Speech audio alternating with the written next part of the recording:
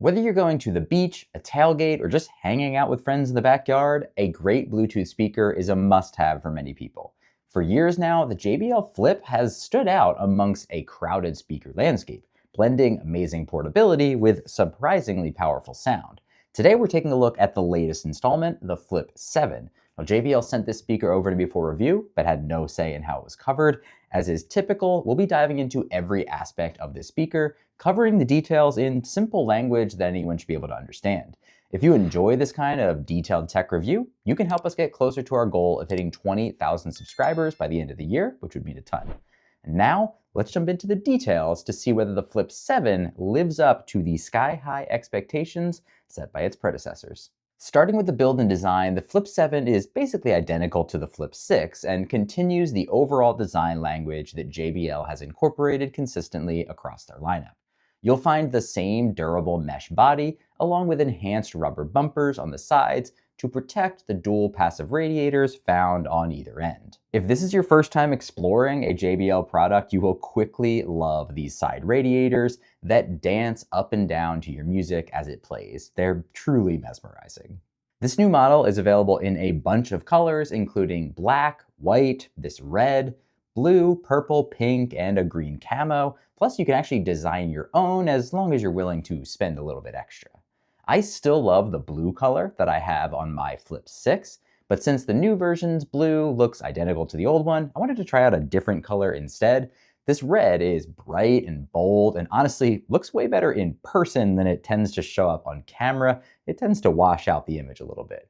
If you want to make a statement with a speaker, this will do it.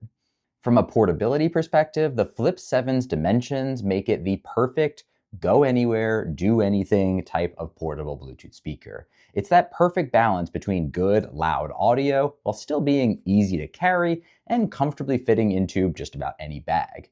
You can obviously spend a lot more to get a bigger, more powerful sound, like the JBL Charge 6 that I reviewed previously. But if you don't want to worry about your speaker ever being too big for a situation, this has always been my sweet spot.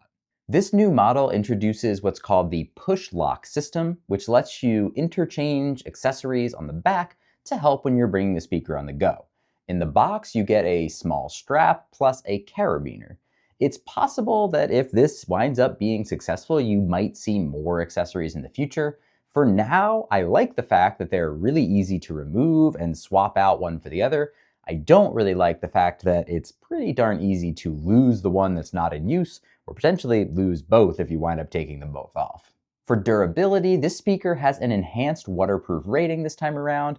It is now IP68 rated, meaning that it can go up to 1.5 meters underwater for a period of 30 minutes, meaning that you don't have to be afraid of getting caught in the rain or if someone accidentally bumps your speaker into the pool or the lake.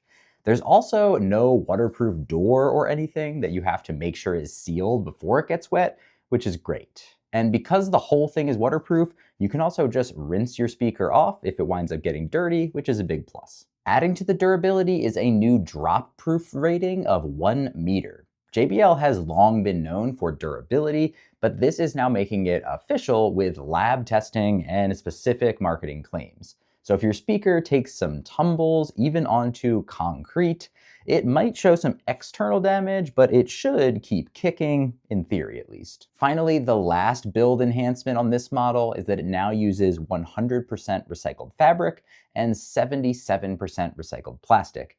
JBL also continues to use eco-friendly packaging, including the use of soy ink, all of which is great to see. But now, let's talk about how this speaker sounds. For audio quality, I believe that JBL has been consistently bringing some of the most enjoyable sounds on the speaker market. It may not be the exact preference of all audiophiles out there, but the balance of highs and lows that JBL speakers specifically produce is the best, in my opinion, of all the major brands. This time around is no exception. JBL has the same size woofer and same size tweeter in the Flip 7 compared to the previous Flip 6, but they've actually increased the wattage of the woofer, giving it 25 watts instead of 20 watts. So it's got just a little bit more oomph. There's also a new AI sound boost feature, which enhances the sound quality and reduces distortion at higher volumes. It's hard to validate the true efficacy of this feature since you can't actually turn it off, and it doesn't sound that different from the Flip 6, which didn't have this feature. But hey, the speaker sounds great, so I guess we can at least partially thank some sort of AI tuning, though I honestly think it's mostly just an excuse to put AI into the product for investor purposes, but you didn't hear that from me. Outside of that automated tuning, JBL has also given you more manual control than ever before, introducing a new 7-band EQ, which allows for much more granular fine-tuning of your audio than previously. Though I don't think JBL's presets are bad, the JBL Signature in particular is an easy pick if you just want the simplest option, but this custom configuration is what I wound up using based on what sounded best to me. Here's a quick demo comparing that configuration on the Flip 7 to the UE Boom 4 to give you some idea of the sound relative to another speaker. I'm reaching out for the easy high. Please fortify this strength of mine. My weakness comes and goes. My weakness comes and goes.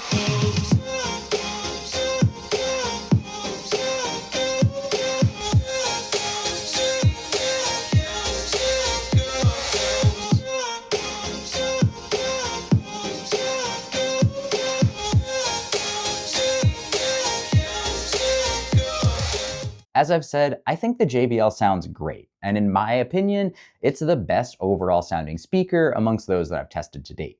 It has punchier bass than the UE Boom, while still maintaining the crisp, clear highs that I crave. Some people may have preferences for other speakers, but for 99% of people out there, I don't think you're going to be disappointed with JBL's recent lineup.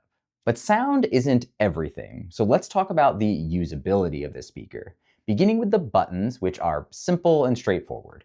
There are 6 buttons on top of the Flip 7. There's volume up and down, plus a play pause button, which can also skip tracks forward with a double click. And unlike the Flip 6, it can also go back a track with a triple click. Thank you for adding this. It should have been there all along. These buttons have a nice, satisfying click when you use them, as do the others just next to them. This additional row of buttons has a power button, a Bluetooth pairing button, and a multi-device pairing button, which uses a system called Auracast, which we'll discuss in detail later.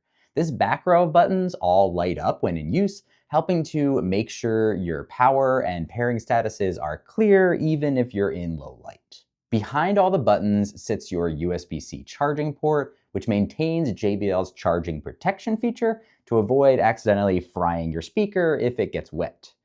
Next to that is a light up battery life indicator found on many of JBL's speakers. This indicator light remains not super useful in my opinion. Unless you're at full charge or at empty, it's tough to get any understanding of exactly where your battery life really is with a light like this. I'd much prefer individual LEDs that make it easier to see and delineate between the different numbers, or a system like what UE Boom uses, where you can audibly receive a battery percentage rather than having to go into the JBL app to get any sort of a more precise number. JBL's battery life is excellent for a speaker of this size. A regular charge supports 14 hours of use, which is 2 hours more than the prior model, and is particularly impressive given that the battery is the same size, and that woofer, as we talked about, is now even more powerful. They clearly found some efficiencies somewhere in their design or in the components that they chose, which is great. I will call out that this isn't the best battery life at this price point. For that, you'll want to check out the Beats Pill, but this one's solid nonetheless. If you're browsing JBL's website, you may see advertisements quoting an even higher 16 hours of playtime. Those extra 2 hours come from using a feature called PartyBoost, which reduces the bass frequencies in order to extend playtime. The result is a less than stellar listening experience, so unless you don't have access to a charger and are desperate to avoid silence for those extra 2 hours, I'd recommend sticking with the normal listening personally. When it is time to charge, you'll note that the Flip 7 does not come with a charging cable in the box. Since it's USB-C, you probably have a charging cable covered at this point, but I'm kind of torn on this. I fully support not shipping just junk cables with every product from an environmental perspective, but at the same time, shipping a product that doesn't include what you need to use it is frustrating. Removing a power adapter from your wall is one thing, but no cable is a tough one to swallow. If you wind up needing a cable to charge this thing up, I've done some reviews of Anker and Ugreen USB-C cables, which I'll link in the video description in case you need help. For connectivity, this is first and foremost a Bluetooth speaker. It uses Bluetooth 5.4 and has a very strong and stable connection with plenty of range. In addition, though there's no auxiliary input, you can use this speaker in a wired mode using the USB-C port on the back.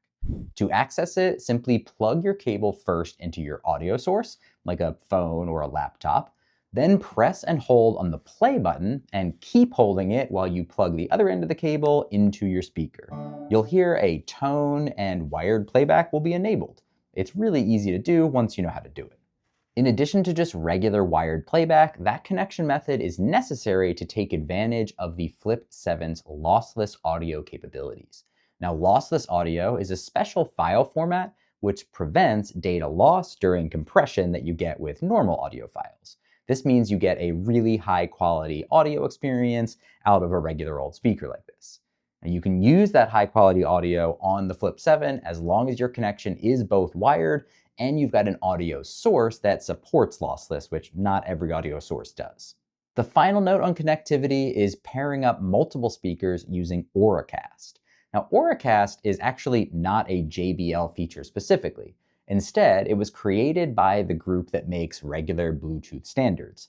Auracast is a way that a device can broadcast a Bluetooth signal to an unlimited number of devices. It's a bit like Apple's SharePlay feature, if you've ever used that to allow multiple pairs of AirPods to listen simultaneously to a single device.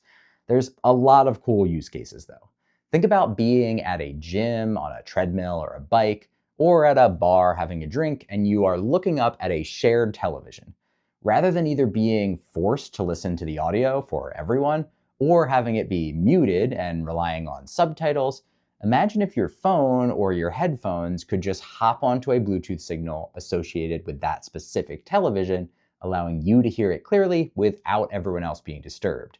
That's one of the big selling points of the Auracast technology. So what does this mean for JBL speakers specifically? Well, this is using that same Auracast technology to pair an unlimited number of JBL speakers to a single Bluetooth connection from your phone or laptop.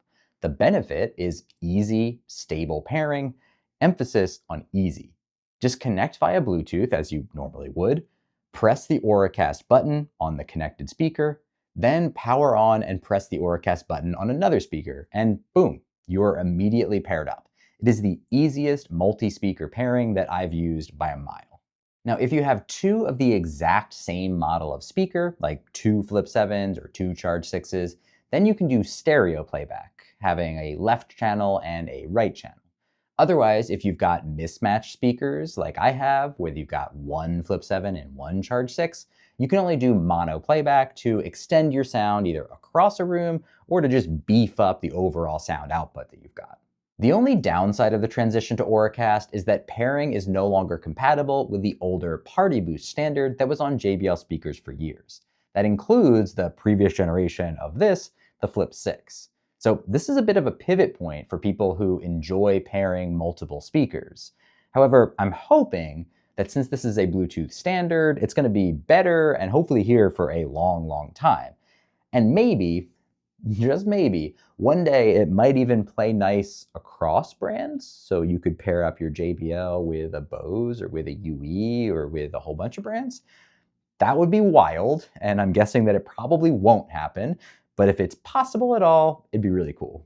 Finally, there's the JBL Portable app, which is good, not great.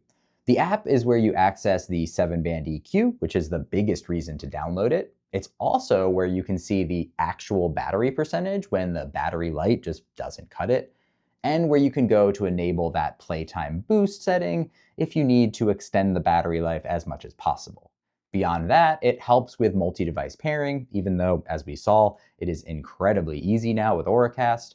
Finally, there are some settings like whether tones play when you're powering on and powering off, plus the ability to rename your speaker and update its firmware.